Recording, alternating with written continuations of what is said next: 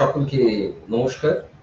Indira Gandhi national open ইউনিভার্সিটির Kolkata regional সেন্টারে আপনাদের সকলকে স্বাগত আজকের এই ক্লাসের জন্য। এবং আমি doctor Rupam Mukherjee, assistant professor of economics, কবি সুকান্ত মহাবিদ্যালয়, ভদ্রেশ্বর।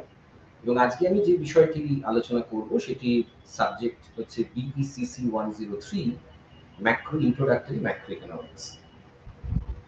প্রথমেই আমি আজকের যে ক্লাসটি হবে সেই ক্লাসে যে বিষয়গুলো আমাদের পাঠের উদ্দেশ্য সেগুলো সম্পর্কে একটু সংক্ষেপে বলে নিই, তাহলে গোটা ক্লাসটা আমরা যেভাবে থাকবো, যে যে বিষয়গুলো নিয়ে আলোচনা করব সেই সম্পর্কে একটা সম্যক ধারণা সকলের মধ্যে তৈরি হবে। আমরা প্রথমে যে বিষয়টি জানার চেষ্টা করব সেটা হচ্ছে আয়ের বৃত্তস্রোত।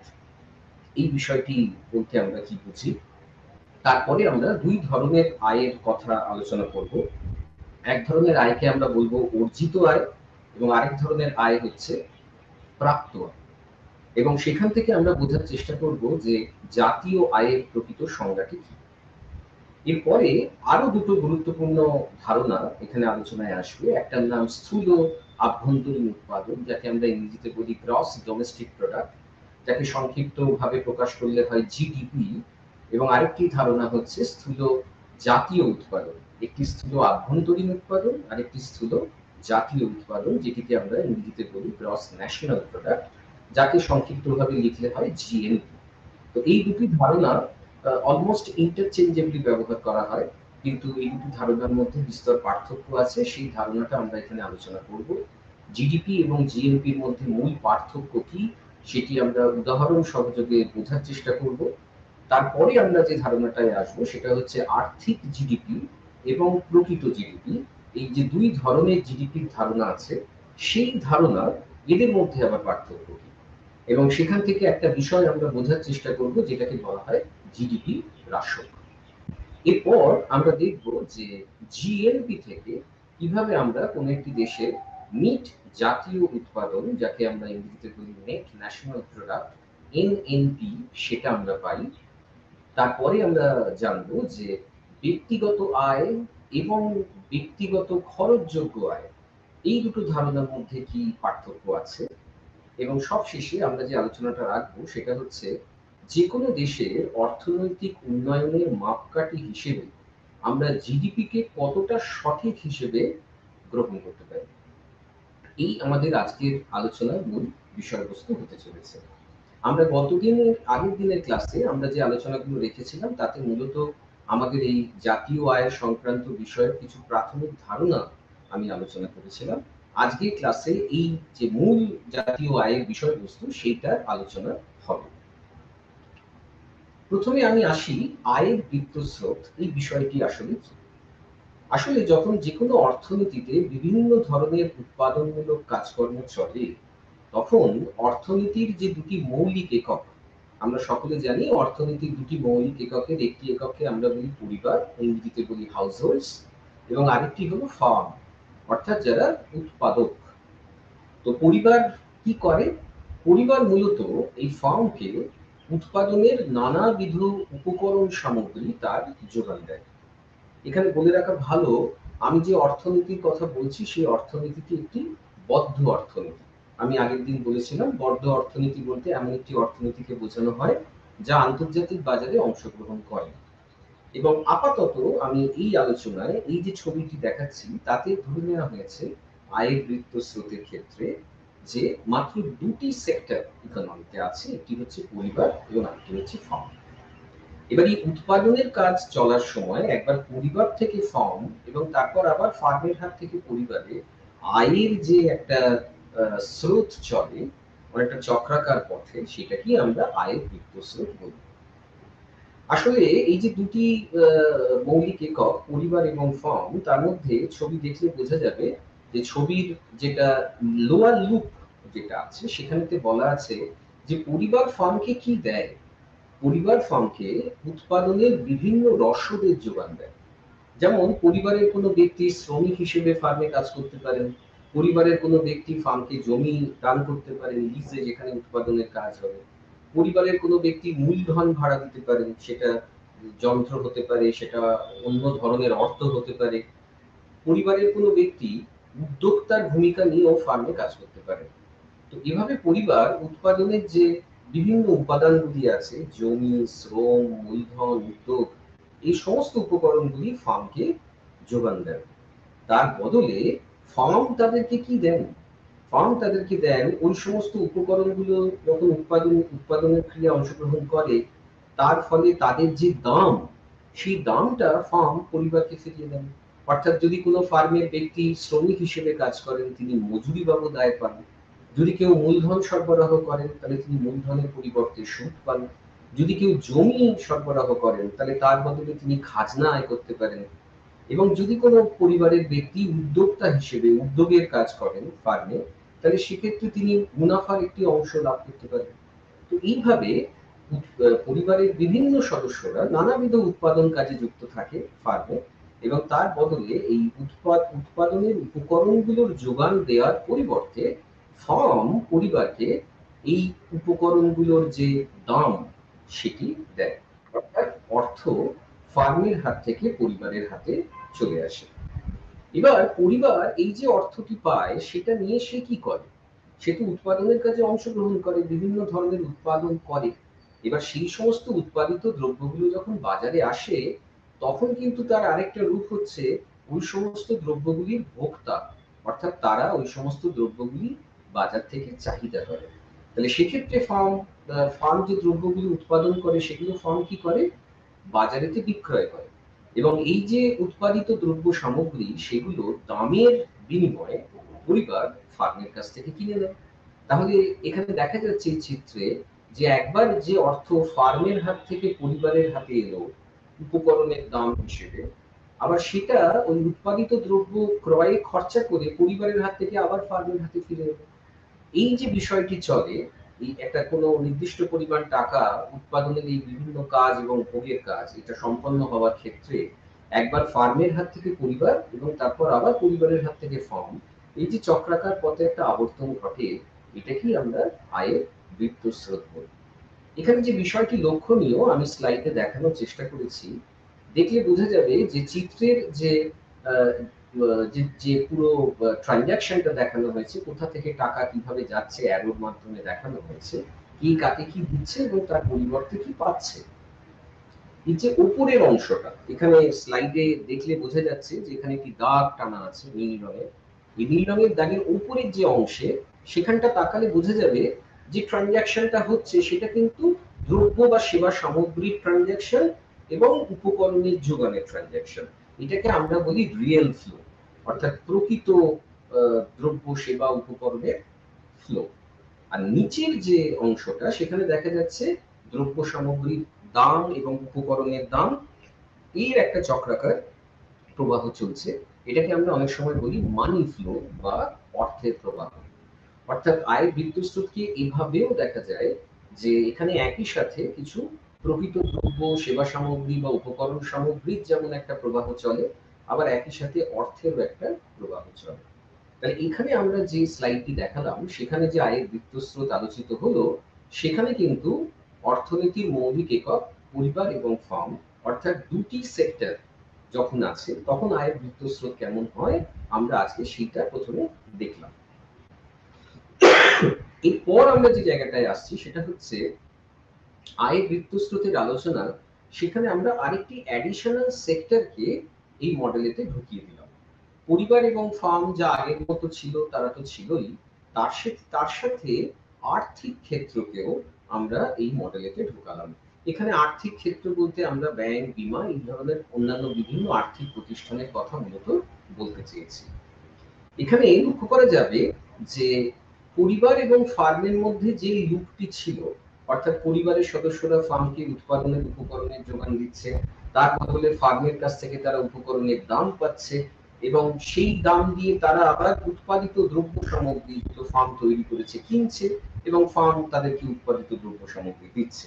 অর্থাৎ এইভাবে টাকা, যে এর আগের স্লাইডে আমরা দেখেছিলাম পরিবার থেকে ফার্ম এবং তারপর আবার ফার্ম থেকে ঘুরে পরিবার, এই বিষয়টি কিন্তু এই চিত্রে আছেই। তার সাথে এই চিত্রের একটা অ্যাডিশনাল এজ আর একটা অ্যাডিশনাল দিক, সেটা হচ্ছে যখন আর্থিক ক্ষেত্র আসে তখন এই পরিবার, ফার্ম এবং আর্থিক ক্ষেত্রের মধ্যেও কিন্তু একটা অন্যরকম সমীকরণ হয়। কেমন? একটু ভাবলে বোঝা যাবে, আমরা যা টাকা রোজগার করি তার একটি অংশ তো আমরা ভোগ করি, বাকি অংশটি আমরা সঞ্চয় করি। এই সঞ্চয়ের টাকা আমরা কোথায় রাখি? আমরা এই সঞ্চয়ের একটা বড় অংশ আমরা বিভিন্ন ব্যাংক, বীমা বা বিভিন্ন আর্থিক প্রতিষ্ঠানকে জমা রাখি। কিসের কারণে রাখি? তার কারণ সেখান থেকে আমরা কিছু সুদ আয় করতে পারবো। তাহলে পরিবার এবং ফার্ম উভয়ই তাদের যে অর্জিত অর্থ তার একটা অংশ তারা আর্থিক ক্ষেত্রে জমা রাখেন এবং এটাকে আমরা অনেক সময় বলি সঞ্চয়। এবার আর্থিক ক্ষেত্র আমি যেমন ধরে নিই যদি একটি ব্যাংকের কথা বলা হচ্ছে, তাহলে ব্যাংক কি করে? তাদের কাছে যে সঞ্চয়টা আমানত হিসেবে জমা পড়ে তারা সেটি বাজারেতে বিভিন্ন ক্ষেত্রে ঋণ দান করে। ঋণের মাধ্যমে তারা কিছু সুদ আয় করেন এবং সেই সুদেরই একটি অংশ যারা সঞ্চয় হিসেবে টাকা আমানত করেছেন তাদের কাছে তাদের দেন। এটাই তো ব্যাংকের ব্যবসা। ব্যাংক কারোর কাছ থেকে যদি ১০০টি টাকা পায় এবং সেই টাকাটিকে যদি সে কমিট করে ওই ব্যক্তিকে যে আমি ১ বছর পর তোমাকে এই টাকার উপর 6% রেটে সঞ্চয়ের উপর সুদ দেব, তাহলে ব্যাংক এই এক্সট্রা ৬ টাকাটা পাবে কি করে? ব্যাংক কি করে? ওই ১০০ টাকাটি অন্যান্য বিভিন্ন ব্যক্তি বা প্রতিষ্ঠানকে ধার দেওয়ার চেষ্টা করে এবং সেখানে ওই ১০০ টাকা ধার দিয়ে ওই সময়ের মধ্যে তিনি হয়তো বলেন যে আমাকে 8% রেটে এই মানে আমি যখন ঋণ দান করব আমাকে ঋণের উপর সুদ দিতে হবে। তো যখন ১০০ টাকার উপর তিনি 8% রেটে সুদ পাবেন তখন তার ৮ টাকা ১০৮ টাকা হবে, তার থেকে ১০৬ টাকা তিনি যিনি আমানতকারী তাকে টাকাটি দিয়ে দেবেন, যিনি সঞ্চয়কারী তাকে টাকাটি দিয়ে দেবেন, বাকি ২ টাকা ব্যাংকের profit. This is banking business. তো এখানেতেও ব্যাংক যেটা করে সেটা হচ্ছে এই পরিবার এবং ফার্মকে তাদের এই যে টাকাটি মানে এসেছে সেই টাকাটি তারা তাদেরকে অনেক সময় লোন আকারে ঋণ আকারে দান করতে পারে। পরিবার নানা রকম ভোগ্যপণ্য কিনতে চান তার জন্য পরিবারকে ব্যাংক ঋণ দান করতে পারে এবং ফার্ম ও বিনিয়োগের জন্য এই আর্থিক প্রতিষ্ঠানের কাছ থেকে ঋণ চাইতে পারেন।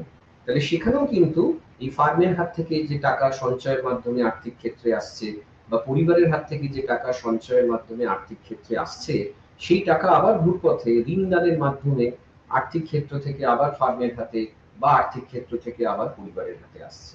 তাহলে এই মডেলটি এর আগের মডেলের থেকে একটু কমপ্লেক্স আর একটু জটিল, তার কারণ এখানে পরিবার এবং ফার্মের সাথে আরো একটি সেক্টর উপস্থিত যার নাম হচ্ছে আর্থিক ক্ষেত্র। এরপরে আমি যে থার্ড মডেলটি এখানে দেখাচ্ছি সেখানে কিন্তু আমরা ৪টি ক্ষেত্রকে একসাথে এনেছি। আমার পরিবার আগের মতোই বদ্ধ অর্থনীতি, অর্থনীতি আগের মতোই বদ্ধ অর্থনীতি আছে। তো এখানে পরিবার, ফার্ম এবং আর্থিক ক্ষেত্রের সাথে আমরা আরো একটি ক্ষেত্রকে যোগ করেছি যেটি হচ্ছে সরকারি ক্ষেত্র। অর্থাৎ এই মডেলেতে এবার আমরা ৪টি সেক্টর এনেছি, এটাকে বলা হয় 4 সেক্টর মডেল। তো সেখানে আবার লক্ষ্য করা যাবে যে আমরা এতক্ষণ যে আলোচনা করেছি যে পরিবারের ব্যক্তিগণ ফার্মকে বিভিন্ন উৎপাদনের উপকরণ সমূহ দিচ্ছেন, তার বদলে তারা ফার্মের কাছ থেকে উপকরণগুলির দাম পাচ্ছেন, সেই টাকাটা আবার তারা ফার্মের উৎপাদিত দ্রব্য সামগ্রী কেনায় ব্যবহার করছেন এবং ফার্ম তাদের দ্রব্য সামগ্রী বা সেবা সামগ্রী সেগুলো দিচ্ছেন। এই ফ্লোটাও এক আছে।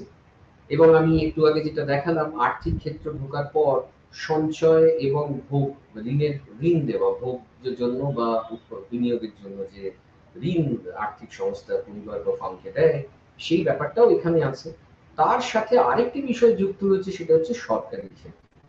আচ্ছা, সরকারের সাথে পরিবার এবং ফার্মের সম্পর্কটা ঠিক কেমন? আমরা সকলে জানি যে আমরা পরিবারের ব্যক্তিরা সরকারকে কর বাবদ কিছু দেয় অর্থ দিই, করের টাকা সেটা সরকারের কাছে গিয়ে জমা করে এবং ফার্মও নানা ধরনের কর, কর্পোরেশন ট্যাক্স, সেলস ট্যাক্স, এরকম ধরনের অনেক ধরনের কর, বিক্রয় কর এগুলো সব সরকারকে দেয়। তাহলে সরকারের কাছে এভাবে ফার্মের কাছ থেকে অথবা পরিবারের কাছ থেকে কিছু অর্থ কর বাবদ সরকারের কাছে জমা করে। এবার সরকার পরিবারকে তার বিনিময়ে কি দেন? বিভিন্ন পরিষেবা তো দেয়নি, তার সাথে হস্তান্তর আয়। এখানে আমরা হস্তান্তর আয় কি আগের দিনের ক্লাসে আলোচনা করেছিলাম যে কোনো ব্যক্তি যদি কোনো উৎপাদনমূলক কাজে অংশগ্রহণ না করেও কিছু অর্থ উপার্জন করে অর্থ পান তখন তাকে আমরা বলি হস্তান্তর আয়। তিনি কোনো অর্থনৈতিক কাজ করেননি কিন্তু অথচ তিনি কিছু অর্থ পেয়েছেন, এগুলোকে আমরা তখন বলে থাকি হস্তান্তর আয়। তো এই হস্তান্তর আয় যেমন আমরা যদি বলি যে সরকার কোনো ব্যক্তিকে বেকার ভাতা দিচ্ছেন, তিনি বেকার বলে তাকে বেকার ভাতা দিচ্ছেন। এখানে কিন্তু ওই ব্যক্তি কোনো উৎপাদনমূলক কাজে অংশগ্রহণ করছেন না, কিন্তু তিনি যেহেতু বেকার সেই কারণে তিনি সরকারের কাছ থেকে কিছু আর্থিক সুবিধা পাচ্ছেন। এগুলোকে আমরা হস্তান্তর আয় বলি। আমরা অনেকে যখন কাজের মধ্যে থাকি তখন যতক্ষণ কাজ করি, উৎপাদনশীল কাজ করি, তখন আমরা এই উৎপাদনশীল কাজের বিনিময়ে যে অর্থ রোজগার করি সেটা আমার অর্জিত আয়। কিন্তু আমি যখন রিটায়ার করে যাই তখন আমাকে যদি সরকার পেনশন দেন, তাহলে কিন্তু সেই পেনশনের বিনিময়ে আমি আর তখন কোনো কাজ করছি না। তাহলে ওই মুহূর্তে ওই পেনশন আয়টি কিন্তু আমার এক ধরনের হস্তান্তর আয়ের উদাহরণ হবে। তাহলে সরকার এই যে করের টাকা দেন বিভিন্ন লোকের পরিবাররা যে কর দেয় সরকারকে, তার বদলে সরকার পরিবারকে কি ফিরিয়ে দেন? বিভিন্ন ধরনের পরিষেবা দেন এবং প্রয়োজন ভিত্তিতে জনকল্যাণের স্বার্থে সরকার নানাবিধ প্রোগ্রাম চালান, ওয়েলফেয়ার প্রোগ্রাম, এবং তার একটি পার্ট হিসেবে হস্তান্তর আয় সরকারের কাছ থেকে পরিবারের কাছে যেতে পারে।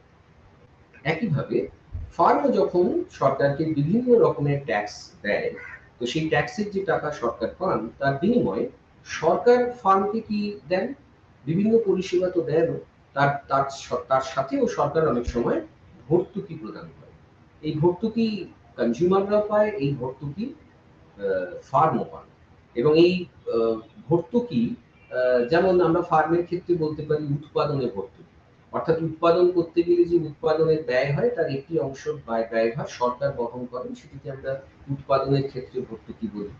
আবার অনেক সব জিনিসপত্র কেনার ক্ষেত্রে, যেমন রেশন দোকানে আমরা দেখি সরকার অনেক কম দামে চাল ডাল বা অন্যান্য প্রয়োজনীয় দ্রব্য সামগ্রী, খাদ্য দ্রব্য সামগ্রী অনেক ভোক্তাদেরকে দেন যারা হয়তো দারিদ্র্য সীমার নিচে আছেন। তাহলে সেক্ষেত্রেও কিন্তু আমরা বলতে পারি যে বাজার দামের তুলনায় কম দামে তারা সেই দ্রব্যগুলিকে পেতে পারছেন, সেখানেতেও কিন্তু একটি ভর্তুকির ধারণা আছে।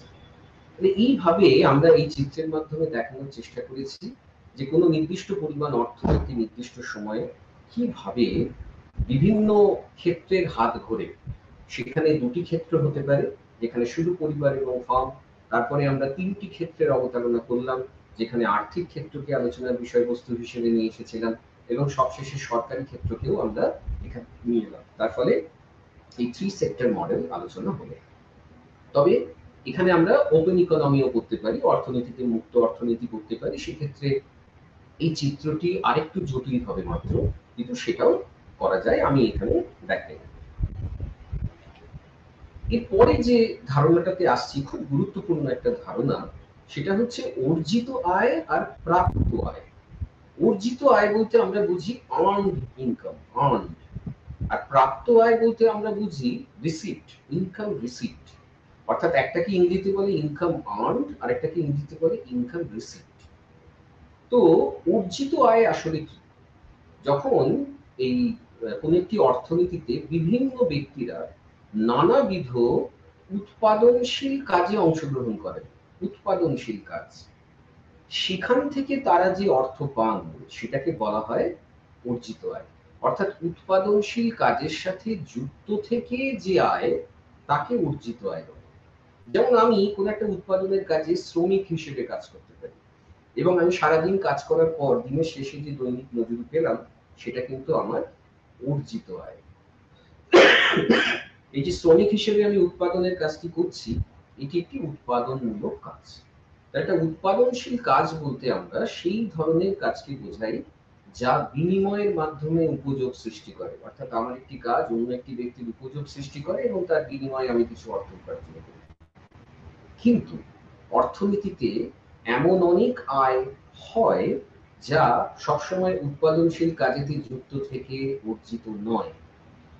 অনেক সময় উৎপাদনের কাজে যুক্ত না থেকেও কোনো ব্যক্তি কিছু অর্থ পেতে পারেন সরকারি বা বেসরকারি সংস্থার কাছ থেকে, যে আয় তারা যেহেতু উৎপাদনমূলক কাজে অংশগ্রহণ করেননি তাকে আমরা অর্জিত আয় বলি না, তাকে আমরা বলি প্রাপ্ত আয়। আমি একটু আগেই উদাহরণ দিলাম যে অনেক সময় এমন হয় যে ধরে নেওয়া যাক কোনো একজন ভিখারি, তিনি যে ভিক্ষা করে আয় করছেন সেটা কিন্তু তার অর্জিত আয় নয়, সেটা কিন্তু তার প্রাপ্ত আয়, কিন্তু তার বদলে তিনি কোনো উৎপাদনমূলক কাজ কিন্তু করছেন না। আমি একটু আগে উদাহরণ দিচ্ছিলাম আমার পেনশন আয়ের কথা। যতদিন আমি সার্ভিস করছি তার এগেইনস্টে আমি পয়সা পাচ্ছি, সেটা আমার অর্জিত আয়। কিন্তু আফটার রিটায়ারমেন্ট আমার যে পেনশন আয় সেটা কিন্তু এক ধরনের প্রাপ্ত আয়। এখন যে ব্যাপারটা মনে রাখতে হবে সেটা হচ্ছে কোন দেশের যখন জাতীয় আয় গণনা করা হয় তখন কিন্তু প্রাপ্ত আয় জাতীয় আয়ের অংশ হয় না। কারণ আমরা পরবর্তী ক্লাসে পড়ব যে জাতীয় আয় পরিমাপের ৩টি পদ্ধতি আছে। উৎপাদন শুমারি, আয় শুমারি এবং ব্যয় শুমারি, ৩টি পদ্ধতি আছে। তো ৩টি পদ্ধতি একই হিসাব দেখানোর কথা। তাহলে যদি কোনো ব্যক্তি কোনো উৎপাদনমূলক কাজে অংশগ্রহণ না করে কিছু অর্থ পান, তাহলে সেটা আয় শুমারি পদ্ধতিতে যদি আমি ঢোকাই, উৎপাদন শুমারি পদ্ধতিতে ঢোকাতে পারছি না, কারণ তিনি কোনো উৎপাদনের কাজ করেননি। সেক্ষেত্রে জাতীয় আয় গণনার ৩টি দিক মিলবে না। এই জন্য প্রাপ্ত আয় জাতীয় আয়ের অংশ হয় না। কোনো ভিখারির আয় তার ব্যক্তিগত আয়, কিন্তু সেটি কখনোই জাতীয় আয়ের অংশ নয়। তাহলে জাতীয় আয় বলতে আমরা সেই আয়গুলিকে বুঝি যেগুলো অর্জিত আয়, অর্থাৎ দেশের সমস্ত নাগরিকরা বিভিন্ন ধরনের উৎপাদনমূলক কাজে অংশগ্রহণ করে তাদের যে অর্জিত আয়, সেই অর্জিত আয়ের সমষ্টিকেই কিন্তু আমরা জাতীয় আয় হিসেবে ভাবতে পারি। তাহলে এখানে আমাদের একটা আইডিয়া ক্লিয়ার হলো যে অর্জিত আয় কাকে বলে, প্রাপ্ত আয় কাকে বলে। এই ধরনের প্রশ্ন পরীক্ষায় দেয়া হয়। এর পরের যে বিষয়টা খুব গুরুত্বপূর্ণ একটা জায়গা, সেটা হচ্ছে স্থূল আভ্যন্তরীণ উৎপাদন জিডিপি এবং স্থূল জাতীয় উৎপাদন জিএনপি। এই দুটো ধারণার মধ্যে কি পার্থক্য? খুব গুরুত্বপূর্ণ ধারণা। আমরা যখন জিডিপি বলি, গ্রস ডোমেস্টিক, আভ্যন্তরীণ উৎপাদনের কথা বলি, তখন আমাদের ফোকাস কোথায় থাকে? কোনো একটা দেশের রাজনৈতিক সীমারেখার মধ্যের যে ব্যাপার, আভ্যন্তরীণ যে ব্যাপার, সেখানে কি উৎপাদন হচ্ছে, সেইটা আমাদের মাথা ব্যথার কারণ হয়। তো এখানে একটা বিষয় আমার প্রথমে একটু বলে নেওয়া ভালো এই আলোচনাটা আসার আগে। সেটা হচ্ছে অর্থনীতিতে যে সমস্ত দ্রব্য সামগ্রী উৎপাদিত হয়, সেই উৎপাদিত দ্রব্য সামগ্রী কিন্তু আমরা মানে দুটো মূল ভাগে ভাগ করতে পারি। একটাকে আমরা বলি মধ্যবর্তী পর্যায়ের দ্রব্য, একটাকে বলি আমরা ফাইনাল গুডস, অন্তিম পর্যায়ের দ্রব্য। অনেক সময় কি হয় যে উৎপাদন অনেকগুলো ধাপে সংগঠিত হয়। কোনো এক স্তরে আমরা যে প্রোডাক্টটা তৈরি করি, যে দ্রব্যটি উৎপাদন করি, সেটি আবার পরবর্তী পর্যায়ে কাঁচামাল হিসেবে ব্যবহৃত হয়। অর্থাৎ যখন কোনো কাঁচামাল একত্রিত করে আমি প্রথম ধাপে কোনো একটি বিষয়কে তৈরি করলাম, সেই বিষয়টিকে আমরা বলি মধ্যবর্তী পর্যায়ের দ্রব্য। আবার সেটি যদি পরবর্তী পর্যায়ে আবার উৎপাদনের কাজে লাগে, তখনই তাকে আমরা মধ্যবর্তী পর্যায়ের দ্রব্য বলি। আর যখন আমরা কাঁচামালকে কাজে লাগিয়ে কোনো দ্রব্য তৈরি করে সেটা সরাসরি ভোগের কাজ করি, তখন তাকে বলা হয় অন্তিম পর্যায়ের দ্রব্য। তাহলে কোনো দ্রব্য অন্তর্বর্তী পর্যায়ে বা মধ্যবর্তী পর্যায়ে নাকি অন্তিম পর্যায়ে বুঝবো কি করে? এটা বোঝার উপায় হচ্ছে যে সেই দ্রব্যটা আমরা সরাসরি ভোগের কাজে লাগিয়ে ফেলছি নাকি পরবর্তী পর্যায়ে উৎপাদনের কাজে লাগাচ্ছি। যদি কোনো দ্রব্য উৎপাদনের পর সেটিকে আবার ফার্দার প্রোডাকশনের কাজে লাগানোর সুযোগ থাকে, তাহলে সেই দ্রব্যটিকে আমরা বলি অন্তর্বর্তী পর্যায়ের দ্রব্য। আর যে দ্রব্য উৎপাদিত হওয়ার পর আমরা সরাসরি তাকে ভোগ করে ফেলি, তাকে বলা হয় অন্তিম পর্যায়ের দ্রব্য। যেমন ধরে নেওয়া যাক যে আটা থেকে বা ময়দা থেকে দুধ দিয়ে আমরা কিছু পাউরুটি বানালাম। আমরা সবাই পাউরুটি খাই বাড়িতে, আমরা জানি। আমরা পাউরুটি বানালাম। এই যে পাউরুটি বলে দ্রব্যটি উৎপাদিত হলো, এটি কিরকম ধরনের দ্রব্য? যদি আমরা সরাসরি পাউরুটিটি খেয়ে নিই, তাহলে পাউরুটিকে আমরা বলবো অন্তিম পর্যায়ের দ্রব্য। কিন্তু এই পাউরুটিতে যদি নানা রকম বিষয় দিয়ে, চিকেন বা নানা রকম জিনিসপত্র দিয়ে আমরা বার্গার তৈরি করি, তাহলে কিন্তু সেখানে ওই পাউরুটিটি একটি মধ্যবর্তী বা অন্তর্বর্তী পর্যায়ের দ্রব্য, মানে কাঁচামাল হিসেবে ব্যবহৃত হবে। সেক্ষেত্রে বার্গার হচ্ছে অন্তিম পর্যায়ের দ্রব্য এবং পাউরুটি হচ্ছে তাতে ব্যবহৃত একটি অন্তর্বর্তী পর্যায়ের দ্রব্য। তাহলে এই একই পাউরুটি যখন আমি সরাসরি ভোগ করছি, এটা হয়ে গেল অন্তিম পর্যায়ের দ্রব্য। আর যখন আমরা এটা দিয়ে বার্গার প্রস্তুতিতে ব্যবহার করছি, সেটা হয়ে গেল অন্তর্বর্তী পর্যায়ের দ্রব্য। এখানে মনে রাখতে হবে, আমরা যখন এই উৎপাদন, এই যে জাতীয় স্থূল জাতীয় উৎপাদন বা স্থূল আভ্যন্তরীণ উৎপাদনের আলোচনা করছি, সেখানে আমাকে মনে রাখতে হবে আমরা কিন্তু অন্তিম পর্যায়ের দ্রব্য সামগ্রী বা সেবা সামগ্রী নিয়ে আলোচনাটা রাখছি। এখন স্থূল আভ্যন্তরীণ উৎপাদন বলতে আমরা সাধারণত বুঝি যে কোনো একটি দেশে সাধারণত এক বছরে, কারণ আমরা জানি উৎপাদন একটি প্রবাহবাচক ধারণা, আগের দিন ক্লাসে বলেছিলাম প্রবাহবাচক ধারণা হলে সময়কাল উল্লেখ করতে হয়। তো একটি নির্দিষ্ট সময়সীমার মধ্যে ওই দেশের রাজনৈতিক সীমারেখার মধ্যে যে সকল অন্তিম পর্যায়ে দ্রব্য এবং সেবা সামগ্রী উৎপাদিত হয়, তার যে অর্থমূল্য, তাকেই আমরা ওই সময়ের ওই দেশের স্থূল আভ্যন্তরীণ উৎপাদন বলি। অর্থাৎ আমি যদি আমার দেশের নাম ভারতবর্ষ বলি এবং আমি যদি ধরে নিই যে সালটা হচ্ছে 2022, তাহলে 2022 সালে ভারতবর্ষের রাজনৈতিক সীমারেখার মধ্যে যে সকল অন্তিম পর্যায়ে দ্রব্য এবং সেবা সামগ্রী তৈরি হয়েছে তারা সবাই কিন্তু ভারতের জিডিপি, ভারতের স্থূল আভ্যন্তরীণ উৎপাদন। যেটা বোঝার ব্যাপার সেটা হচ্ছে উৎপাদনের উপকরণগুলো দেশীয় হতে পারে, বিদেশীয় হতে পারে, কিন্তু উৎপাদনটা ভারতের রাজনৈতিক সীমারেখার মধ্যে হতে হবে। অর্থাৎ উৎপাদনের উপকরণ আমেরিকান হতে পারে, উৎপাদনের উপকরণ অন্য কোনো দেশের হতে পারে, কিন্তু উৎপাদন স্থল ভারতের রাজনৈতিক সীমারেখার মধ্যেই হতে হবে। তাহলে যখন স্থূল আভ্যন্তরীণ উৎপাদন বলছি তখন গুরুত্বপূর্ণ বিষয়টা কি? উৎপাদন স্থল ভারতের রাজনৈতিক সীমারেখার মধ্যে হতে হবে। উৎপাদনের উপকরণ যেখানকার খুশি হতে পারে। আর যখন আমি স্থূল জাতীয় উৎপাদনের কথা বলছি তার ডেফিনেশন হচ্ছে যে কোনো একটি নির্দিষ্ট সময়ের মধ্যে, সাধারণত 1 বছরে, ওই দেশের বিভিন্ন উৎপাদনের উপকরণ, অর্থাৎ ভারতের উৎপাদনের উপকরণ, সে ভারতেও তৈরি করতে পারে অন্তিম পর্যায়ের দ্রব্য, অথবা বিদেশেও তৈরি করতে পারে অন্তিম পর্যায়ের দ্রব্য। এই যে সব অন্তিম পর্যায়ের দ্রব্যগুলো উৎপাদিত হচ্ছে তার যে অর্থমূল্য, সেটাকে আমরা বলছি গ্রস ন্যাশনাল প্রোডাক্ট, জাতীয় উৎপাদন, স্থূল জাতীয় উৎপাদন। তাহলে স্থূল জাতীয় উৎপাদনের ক্ষেত্রে গুরুত্বপূর্ণ কি? যে উৎপাদনের উপকরণগুলো আমার দেশের হতে হবে। উৎপাদন যেখানে খুশি হতে পারে, আমার দেশেও হতে পারে, বাইরেও হতে পারে, কিন্তু স্থূল আভ্যন্তরীণ উৎপাদনের ক্ষেত্রে বিশেষত্ব কি? উৎপাদনটা আমার দেশেই হতে হবে। উৎপাদনের উপকরণ দেশীয় হতে পারে, বিদেশীয় হতে পারে। তাহলে আমরা এখান থেকে নিশ্চয়ই বুঝতে পারছি যে এই স্থূল জাতীয় উৎপাদন এবং স্থূল আভ্যন্তরীণ উৎপাদন, এই দুটো ধারণা কিন্তু এক নয়। অনেক সময় বিভিন্ন গণমাধ্যমে বা অনেক সময় অনেকে বলার সময় এই দুটোকে ইন্টারচেঞ্জেবলি ব্যবহার করেন, কিন্তু এদের দুটোর ধারণা এক নয়। যদিও দেখা যায় যে বিভিন্ন অর্থনীতিতে এই দুটির মানে যদি ডেটা পাওয়া যায়, ডেটাগুলো খুব ভেরি ক্লোজ, মানে দুটোরই বৃদ্ধির হার অনেকটা কাছাকাছি বলে অনেকে মনে করেন দুটো বিষয় বোধহয় এক, কিন্তু দুটো বিষয় এক নয়। তাহলে যদি আমাকে প্রশ্ন করে জিডিপি এবং জিএনপির মধ্যে মূল পার্থক্যটা কি, তাহলে আমাদের মূল পার্থক্যটা কি বলতে হবে? যে কোনো দেশের জিডিপি যখন আমরা নির্ধারণ করি সেক্ষেত্রে গুরুত্বপূর্ণ বিষয় যেটা দাঁড়ায় সেটা হচ্ছে যে উৎপাদনটা ওই নির্দিষ্ট সময়ের মধ্যে আমার দেশের রাজনৈতিক সীমারেখার মধ্যে হয়েছে, তো এটাই গুরুত্বপূর্ণ। উৎপাদনের উপকরণ আমার দেশেরও হতে পারে, বৈদেশিকও হতে পারে। আর যখন জিএনপির কথা আমরা বলবো তখন গুরুত্বপূর্ণ হবে উৎপাদনের উপকরণগুলো ভারতীয় তো, অর্থাৎ নাগরিকগুলো সব ভারতীয় তো, উৎপাদন সেটা ভারতেও হতে পারে, আবার ভারতের বাইরে অন্য কোনো দেশেও হতে পারে। আমি এখানে একটা উদাহরণ দিয়েছি যে ধরে নেওয়া যাক যে কোনো ভারতীয় নাগরিক তিনি মার্কিন যুক্তরাষ্ট্রের কোনো একটি উৎপাদন সংস্থায় কিছুদিন কাজ করে কিছু অর্থ উপার্জন করবেন। নাগরিক কিন্তু ভারতের, তিনি কাজ করছেন কোথায়? মার্কিন যুক্তরাষ্ট্রের কোনো একটি উৎপাদন সংস্থায় তিনি কাজ করছেন এবং সেখানে তিনি একটি নির্দিষ্ট সময়ের মধ্যে কিছু অর্থ উপার্জন করবেন। এবার প্রশ্ন হচ্ছে এই অর্থটাকে আমরা কার জিডিপি বলবো আর কার জিএনপি বলবো? প্রশ্ন হচ্ছে যিনি অর্জন করছেন তিনি কে, তিনি কোন দেশের নাগরিক? উত্তর হচ্ছে ভারতের নাগরিক। তাহলে যে দেশের নাগরিক জিডিপি তার হবে, জিএনপি তার হবে। অর্থাৎ এক্ষেত্রে এটি ভারতের জিএনপির অংশ হবে, কিন্তু উৎপাদনটা হয়েছে কোথায়? আমেরিকায় হয়েছে, মার্কিন যুক্তরাষ্ট্রে হয়েছে। তাহলে দেশটা কোনটা? মার্কিন যুক্তরাষ্ট্র। মার্কিন যুক্তরাষ্ট্রের রাজনৈতিক সীমারেখার মধ্যে হয়েছে। তাহলে জিডিপি কার হবে? মার্কিন যুক্তরাষ্ট্র।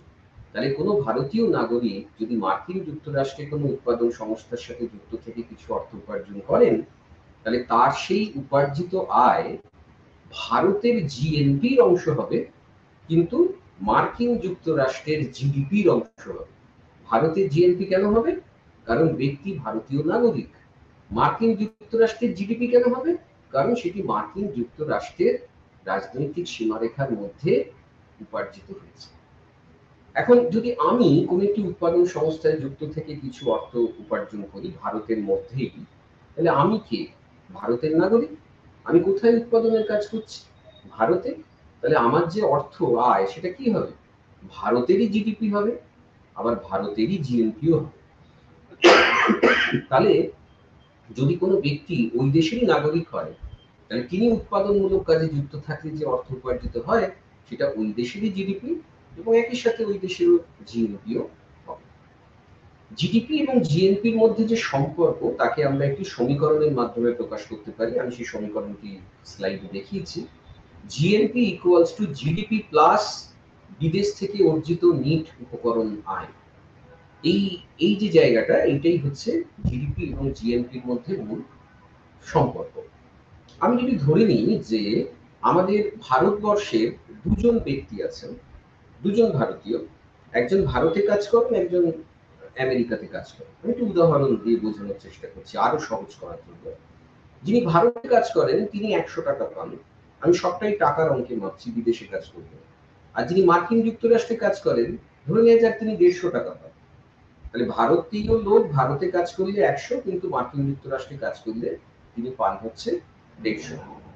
মার্কিন যুক্তরাষ্ট্রের কোনো ব্যক্তি, তিনি যদি মার্কিন যুক্তরাষ্ট্রতেই কাজ করেন, ধরে নেওয়া যাক তিনি পান 150, আর তিনি যখন ভারতে এসে কাজ করেন তার রোজগার হয় 200। তাহলে এরকম যদি ঘটে, তাহলে আমার আমার একটি লোক ইন্ডিয়ায় কাজ করে, একটি মার্কিন যুক্তরাষ্ট্রে কাজ করে। তাহলে আমার যে লোকটি ইন্ডিয়াতে কাজ করে তার রোজগার হচ্ছে 100, আর যে লোকটি মার্কিন যুক্তরাষ্ট্রে কাজ করে তার রোজগার কত? 150। এবার মার্কিন যুক্তরাষ্ট্রের যে দুই ব্যক্তি আছেন, তার একজন মার্কিন যুক্তরাষ্ট্রেই কাজ করেন, তার রোজগার 150, আর যিনি ভারতে কাজ করেন তার রোজগার 200। আমি ধরে নিচ্ছি তারা যত টাকার উৎপাদন করেন ততই তাদের মাইনে দেওয়া হয় আলোচনার সুবিধের জন্য। তাহলে এক্ষেত্রে যদি আমি প্রশ্ন করি যে আমার ভারতের জিএনপি কত, তার মানে ভারতের নাগরিক ভারতে বা বিদেশে গিয়ে কত উপার্জন করেছেন সেটা দেখার ব্যাপারে। তাহলে ভারতের নাগরিক ভারতে কাজ করে 100 পান, আর বিদেশে মার্কিন যুক্তরাষ্ট্রে কাজ করলে তিনি সেখান থেকে 150 পান। তাহলে সেদিক থেকে দেখতে গেলে ভারতের যে জিএনপি, অর্থাৎ ভারতের নাগরিকরা যা রোজগার করলেন দেশে বা বিদেশে, তার সংখ্যা হলো 100 প্লাস 150 মানে 250। আবার একইভাবে আমি যদি দেখি, আমি যদি দেখার চেষ্টা করি ভারতের জিডিপি কত। ভারতের জিডিপি মানে কি? ভারতের রাজনৈতিক সীমারেখায় কত আয় হয়েছে। তো ভারতের লোক ভারতে কাজ করলে 100 পায়, আর মার্কিন যুক্তরাষ্ট্রের লোক ভারতে কাজ করলে 200 পায়।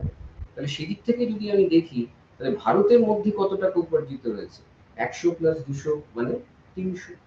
তাহলে ভারতের যে জিডিপি তার পরিমাণটা হচ্ছে 300, আর ভারতের যে জিএনপি তার পরিমাণটা হচ্ছে 250। সবাই প্রশ্ন করবে তাহলে তো স্যার জিএনপিটা জিডিপির থেকে ছোট হয়ে গেল, আপনি প্লাস লিখেছেন। তাহলে এখানে প্লাসে কি বোঝানো হয়েছে? বিদেশ থেকে অর্জিত নিট উপকরণ। তাহলে যদি আমার জিএনপিটা দাঁড়ায় 250 আর জিডিপিটা দাঁড়ায় 300, তাহলে বিদেশ থেকে অর্জিত নিট উপকরণ আয় নিশ্চয়ই -50। কি করে এলো -50? অর্থাৎ আমার দেশের লোক যখন বাইরে যায়, সে বাইরে থেকে কত টাকা নিয়ে আসতে পারে? 150 টাকা। আমার দেশের লোক বাইরে গিয়ে, আর বাইরের দেশের লোক যখন আমার দেশে আসে, সে কত টাকা নিয়ে যায়? 200 টাকা। তাহলে আমার দেশের লোক নিয়ে আসে 150, আর আমার দেশ থেকে বেরিয়ে যায় 200, তাহলে নিট আমার দেশে আসে কত? -50 না? এই সম্পর্কটাই এখানে দেখানো হয়েছে। জিএনপি মানে জিডিপি প্লাস বিদেশ থেকে অর্জিত নিট উপকরণ। এরপরে আমরা যে ধারণাটায় আসছি সেটা হচ্ছে আর্থিক জিডিপি এবং প্রকৃত জিডিপি, এর মধ্যে কি পার্থক্য। আমরা যে বললাম না অর্থমূল্য, জিডিপি পরিমাপের সময় যে অন্তিম পর্যায়ে দ্রব্য সেবা সামগ্রী তৈরি হয় তার যে অর্থমূল্য, এখন সেই অর্থমূল্যটা আমরা মাপবো কিভাবে? অর্থমূল্যটা মাপার ক্ষেত্রে আমরা দাম দিয়ে মাপবো। কতটা তৈরি করেছি তাকে কি দাম, সেই দিয়ে গুণ করলেই অর্থমূল্য পাওয়া যাবে। আমি যদি কোনো একটি অর্থনীতিতে কিউ পরিমাণ দ্রব্য তৈরি করি আর তার প্রতি ইউনিটের দাম পি হয়, তাহলে পি ইন্টু কিউ হবে অর্থমূল্য। এখন প্রশ্ন হচ্ছে এই যে পি বলে দামটা, এটা কিরম দাম? এটা যদি চলতি বাজার দাম হয়, তাহলে আমরা যে জিডিপি পাই সেটাকে বলা হয় আর্থিক জিডিপি। আর আমরা যদি কোনো একটা ভিত্তি বছর, পূর্বের কোনো বছরকে ভিত্তি করে আমরা যদি তার দাম মাপার, তার মূল্য মাপার চেষ্টা করি, তাহলে সেটাকে বলা হয় প্রকৃত জিডিপি। তাহলে আর্থিক জিডিপি মাপার ক্ষেত্রে আমরা চলতি বছরের দামকে গুরুত্ব দিই, এবং ভিত্তি বছরকে যখন আমরা গুরুত্ব দিয়ে অর্থমূল্য নির্ধারণ করি, সেইটা দাঁড়িয়ে যায় প্রকৃত জিডিপি। এখানে মনে রাখার বিষয় যে কোনো একটা দেশের অর্থনৈতিক বৃদ্ধির কথা যখন আমরা বলি, দেশ কিভাবে গ্রো করছে, সেখানে কিন্তু আমরা প্রকৃত জিডিপির কথা বলি, আর্থিক জিডিপির কথা কিন্তু বলি না। আমি একটু পরেই একটি উদাহরণ দেখাবো, তাহলে সেটা বোঝা যাবে তাহলে আমি কি বোঝাতে চেয়েছি। তাহলে কোনো দেশে একটি নির্দিষ্ট সময়ে যখন আমরা ওই দেশের রাজনৈতিক সীমারেখার মধ্যে যে সমস্ত অন্তিম পর্যায়ের দ্রব্য তৈরি করছি তার অর্থমূল্য যখন চলতি বাজার দামেই মাপা হয়, তখন তাকে বলে আর্থিক জিডিপি। আর যখন এই অর্থমূল্য কোনো ভিত্তি বছরের বাজার দামে মাপা হয় তখন তাকে বলা হয় প্রকৃত জিডিপি। আমি একটা উদাহরণ দিয়ে বিষয়টি বোঝানোর চেষ্টা করছি। ধরে নেওয়া যাক কোনো একটি নির্দিষ্ট বছরে আমার দেশে একটাই দ্রব্য তৈরি হয়েছে, তার পরিমাণ হচ্ছে কিউ, এবং চলতি বছরে তার দাম হচ্ছে পিসি। চলতি বছর মানে ধর 2023 সাল, আর ভিত্তি বছর মানে আমি ধরে নিচ্ছি যে 2000 সাল। তাহলে 2000 সালে ভিত্তি বছরে তার দাম ছিল ধরে নিই পি বি। তাহলে 2000 সালের সাপেক্ষে মানে ভিত্তি বছরের দামের সাপেক্ষে আমার প্রকৃত জিডিপি যেটা আমি মাপছি সেটা তাহলে আমার কি দাঁড়াবে? প্রকৃত জিডিপি হবে পিবি ইন্টু কিউ। আর কারেন্ট প্রাইসে যখন মাপছি মানে পিসি ইন্টু কিউ করছি তখন সেটা কি দাঁড়াবে? আর্থিক জিডিপি। এবার আমি এখানে উদাহরণ দিয়েছি, মনে করছি আমি ভিত্তি বছর ধরে নিয়েছি 2000 সালকে এবং চলতি বছর ধরে নিয়েছি 2022 সাল, এবং আমি কিছু ডেটাবেস এখানে দিয়েছি স্লাইডে, যে 2000 সালে কোনো দ্রব্যের প্রতি ইউনিট দাম ছিল 10 এবং ওই রকম দ্রব্য একটি দ্রব্য তৈরি হয়েছে যার পরিমাণ হচ্ছে 100। তাহলে আমি যদি কেউ জিজ্ঞেস করি 2000 সালে আর্থিক জিডিপি কত, তাহলে 2000 সালে চলতি দাম 10 টাকা এবং উৎপাদন 100, তাহলে 1000, 10 ইন্টু 100। যদি আমাকে কেউ জিজ্ঞেস করে যে 2000 সালের ভিত্তি মানে প্রকৃত জিডিপি কত, তো প্রকৃত জিডিপি মাপতে গেলে কি করব? আমি ভিত্তি বছরের দাম দিয়ে পরিমাণকে গুণ করব। তো ভিত্তি বছরের দাম তো 2000 সালটাই ভিত্তি বছর, তাহলে চলতি বছর আর ভিত্তি বছর একই হয়ে গেল 2000 সালের ক্ষেত্রে। সেক্ষেত্রে 2000 সালের যেটা প্রকৃত জিডিপি সেটা কত দাঁড়াবে? 10 ইন্টু 100, 1000। অর্থাৎ আর্থিক জিডিপিও যা প্রকৃত জিডিপিও তা 2000 সালে। কিন্তু আমি যদি 2022 সালের কথা ভাবি, তাহলে 2022 সালের আর্থিক জিডিপি কত হবে? 2022 সালের চলতি দাম কত? দেখা যাচ্ছে আমাদের যে টেবিলটা দেখিয়েছি সেখানে 10 টাকা বেড়ে 20 টাকা হয়ে গেছে, কিন্তু উৎপাদনের পরিমাণ লক্ষ্য করা যাচ্ছে 100 থেকে কমে 60 হয়ে গেছে। তাহলে 2022 সালের আর্থিক জিডিপি হচ্ছে 2022 সালের কারেন্ট দাম ইন্টু 2022 সালের কারেন্ট উৎপাদন। তাহলে সেটা কত হবে? 20 ইন্টু 60 মানে 1200। আর 2022 সালের প্রকৃত জিডিপি কি হবে? 2022 সালের প্রকৃত জিডিপি হচ্ছে 2022 সালে যতটা উৎপাদন তাকে গুণ করতে হবে ভিত্তি বছরের দাম। এখানে ভিত্তি বছর কত? 2000, তার দাম কত ছিল? 10।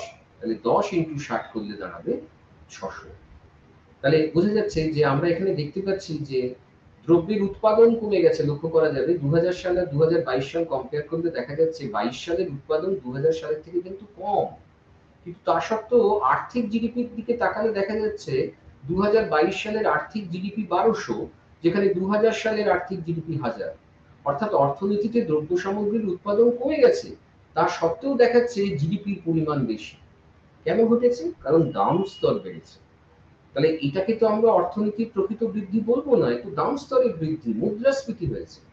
তাহলে যদি অর্থনীতির প্রকৃত বৃদ্ধি বুঝতে হয় তাহলে দাম স্তরকে স্থির রেখে আমাকে দেখতে হবে উৎপাদনের পরিমাণের পরিবর্তন ঘটেছে কি। আর সেটা কখন সম্ভব হয়? যখন আমরা প্রকৃত জিডিপি মাপি। এই জন্যই প্রকৃত জিডিপির মাধ্যমে একমাত্র অর্থনীতির প্রকৃত অর্থনৈতিক বৃদ্ধি পরিমাপ করা যায়। এখানে আমরা সেই কথাটাই বলেছি যে আর্থিক জিডিপির পরিবর্তন কিন্তু দামের পরিবর্তনের মাধ্যমেও হতে পারে, আবার উৎপাদনের মানে পরিমাণ পরিবর্তনের মাধ্যমেও হতে পারে। দুটোর মধ্যে যে কোনো একটা চেঞ্জ করলেই হতে পারে। কিন্তু প্রকৃত জিডিপি মাপার ক্ষেত্রে যেহেতু ভিত্তি বছরের দামটা ফিক্স হয়ে যায়, সেজন্য একমাত্র প্রকৃত জিডিপি কখন পরিবর্তিত হতে পারে? যখন বাজার আমার টোটাল উৎপাদনের পরিমাণ দেশে পরিবর্তিত হয়। আর উৎপাদনের পরিমাণের পরিবর্তনই তো আসলে অর্থনৈতিক বৃদ্ধি। এখানে আমরা দেখিয়েছি কি করে অর্থনৈতিক বৃদ্ধির হারটা পরিমাপ করা হয়। T-1, টি সময়টা হচ্ছে কারেন্ট পিরিয়ড, T-1 মানে আগের পিরিয়ড। তো T-1 সময়ে যদি কোনো দেশের প্রকৃত জিডিপির পরিমাণ হয় জিডিপি T-1, এবং টিএচ সময় মানে এই সময় এখন বর্তমান সময় যদি আমি ধরে নিই জিডিপির পরিমাণ জিডিপি অফ টি, তাহলে এই অর্থনৈতিক বৃদ্ধির হার কি হবে? GDP of T minus GDP of T-1 divided by GDP of T-1। অর্থাৎ পূর্বতন বছরের জিডিপির সাপেক্ষে এই বছরের পরিবর্তন কত, এবং অনেক সময় এটাকে 100 দিয়ে গুণ করে শতাংশ হারেও প্রকাশ করা যেতে পারে। এখন যদি কেউ প্রশ্ন করে যে প্রকৃত জিডিপি কোন একটি দেশে কিভাবে পরিবর্তিত হতে পারে, কখন পরিবর্তিত হয়? আমরা এক্ষুনি বলেছি যখন উৎপাদনের পরিমাণের পরিবর্তন ঘটে তখন প্রকৃত জিডিপি পরিবর্তনটা ঘটতে পারে। তো এখন এই প্রকৃত জিডিপির পরিমাণের এই যে পরিবর্তন সেটা ঘটার ক্ষেত্রে কি কি কারণ দায়ী হতে পারে সেটা আমরা এই স্লাইডেতে বোঝানোর চেষ্টা করেছি। প্রথম যে কারণটা হতে পারে সেটা হচ্ছে কোনো একটা দেশে যে উৎপাদনশীল উপকরণগুলো থাকে, আমরা তো জানি এই উৎপাদনশীল উপকরণগুলোর পরিমাণ স্বল্পকালীন সময়ে স্থির ধরা হয় একটা নির্দিষ্ট সময়ের মধ্যে। যদি তার পরিমাণ বাড়ে, মাইগ্রেশনের কারণে বাড়তে পারে, জনসংখ্যা বৃদ্ধির কারণে শ্রমের সংখ্যা বাড়তে পারে। তো এইভাবে যদি উৎপাদনশীল উপকরণগুলোর সংখ্যা বাড়ে, কোনো নতুন ডিসকভারি হলো, সেখান থেকে বাড়তে পারে রিসোর্স, নতুন ধরনের রিসোর্স। এই সমস্ত কারণগুলোর জন্য কিন্তু আমার উৎপাদনশীল উপকরণের পরিমাণ বেড়ে যেতে পারে। আর উৎপাদনশীল উপকরণের পরিমাণ বেড়ে গেলে আমরা কি জানি, উৎপাদনের পরিমাণ বাড়তে পারে। দ্বিতীয় কারণ যেটা হতে পারে সেটা হচ্ছে যদি দেশে কর্মসংস্থানের সুযোগ বাড়ে। আমরা জানি প্রতি অর্থনীতিতেই এমন কিছু কিছু ব্যক্তিরা আছেন বা থাকবেন যাদের সবসময় কাজ দেওয়া যায় না। হ্যাঁ, মানে অনেকেই থাকেন বেকার, কর্মহীন, আইডল বসে আছেন অলসভাবে। এখন যদি এদের কর্মসংস্থানের সুযোগ দেওয়া যায় কোনোভাবে অর্থনীতিতে, একটা আমি আগের দিন বাণিজ্য চক্র বলছিলাম, অর্থনীতিতে একটি বুম হলো, বা এই সমস্ত অলস যারা রয়েছেন উপকরণ তাদেরকে ট্রেনিং এর মাধ্যমে শিক্ষিত করে কাজের উপযুক্ত করে কাজের জায়গায় নিয়োগ করা হলো, যদি এই সুযোগগুলো হয় তাহলেও কিন্তু উৎপাদনের পরিমাণ বাড়তে পারে। তৃতীয় যে কারণে বাড়তে পারে সেটা হচ্ছে উৎপাদনের উপকরণগুলোর পরিমাণ বাড়লো না, বা যারা কাজ করছিলেন তারাই কাজ করছেন, কিন্তু তাদের উৎপাদনশীলতা আগের থেকে বেড়ে গেছে। অর্থাৎ একজন শ্রমিক ১ ঘন্টা কাজ করে আগে ২টি প্রোডাক্ট বানাতেন, এখন ৩টি প্রোডাক্ট বানান। যদি এমন হয়ে যায়, উৎপাদনশীলতা যদি বেড়ে যায়, তাহলেও কিন্তু এই উৎপাদনের পরিমাণটা বৃদ্ধি পেতে পারে। চতুর্থ যে বিষয়টা সেটা হচ্ছে যে প্রযুক্তিগত উন্নয়ন যদি ঘটে, অর্থাৎ দেশে যদি টেকনোলজিক্যাল রেভলিউশন আসে, টেকনোলজিক্যাল প্রগ্রেস হয়, এটা পরবর্তীকালে আমরা দেখবো সোলো গ্রোথ মডেল বলে একটি মডেল আছে, সেখানে তো এই টেকনোলজিক্যাল প্রগ্রেসের প্রযুক্তিগত উন্নয়নের গুরুত্বের কথা খুব জোর দিয়ে বলা হয়েছে। প্রযুক্তিগত উন্নয়ন কি বাহ্যিকভাবে কোনো অর্থনীতিতে আসছে নাকি আভ্যন্তরীণ কোনো কারণে হচ্ছে, সেই নিয়ে পরবর্তীকালে আরো অনেক মডেল আছে, ব্যারো, সেলাইমাকি, এন্ডোজেনাস গ্রোথ থিওরি ইত্যাদি। আমি এখানে এখন আর সেই বিষয়ে ঢুকছি না। আমি যেটা বলতে চাইছি, প্রযুক্তিগত উন্নয়ন হলে কি হয়, অপেক্ষাকৃত কম উপকরণ নিয়োগ করে বেশি উৎপাদন সম্ভব, অথবা আমি যদি আগের মতোই উপকরণ নিয়োগ করি তাহলে তার থেকেও বেশি উৎপাদন সম্ভব। তাহলে এইটাই যদি হয় তাহলেও কিন্তু কোনো একটা অর্থনীতিতে উৎপাদনের পরিমাণ বাড়তে পারে। অনেক সময় পরীক্ষায় প্রশ্নটা করে যে কোনো একটি দেশের অর্থনৈতিক বৃদ্ধির পেছনে কি কি কারণ থাকতে পারে। তো অর্থনৈতিক বৃদ্ধি কখন হয়, যখন প্রকৃত জিডিপির পরিবর্তন ঘটে। তা প্রকৃত জিডিপির পরিবর্তন কখন ঘটে, যখন উৎপাদনের পরিমাণ পরিবর্তন ঘটে। তাহলে উৎপাদনের পরিমাণ কখন পরিবর্তন ঘটে, যখন এই স্লাইডে যে ৪টি বিষয় উল্লেখ করা আছে এই ৪টি বিষয়ের পরিবর্তন ঘটে তখন। তো সেক্ষেত্রে আমরা কিন্তু উত্তরটাকে এভাবেও দিতে পারি। এর পরের যে বিষয়টা আমরা আলোচনা আসছি সেটাকে বলা হচ্ছে জিডিপি হ্রাসক। নামটা শুনেই বোঝা যাচ্ছে কোনো কিছু একটা হ্রাস করার চেষ্টা। কি হ্রাস করার চেষ্টা? অর্থাৎ যখন আমরা একটু আগে উদাহরণটাতে দেখলাম যে কোনো দেশের আর্থিক জিডিপি এবং প্রকৃত জিডিপির মানে যে পরিমাণ, সেটা পরিবর্তিত হয়ে যাওয়ার একটা বড় কারণ হচ্ছে যে আমরা চলতি দাম না ভিত্তি বছরের দাম কোনটার সাপেক্ষে ভাবছি তাই। কোন একটা অর্থনীতিতে যদি মুদ্রাস্ফীতি হয়, তাহলে জিনিসপত্রের দাম যদি অত্যাধিক হারে বেড়ে যায়, তাহলে পূর্বের তুলনায় কম উৎপাদন করেও আমি বলতে পারি যে আমি গত বছরের তুলনায় আমার জিডিপি বেশি।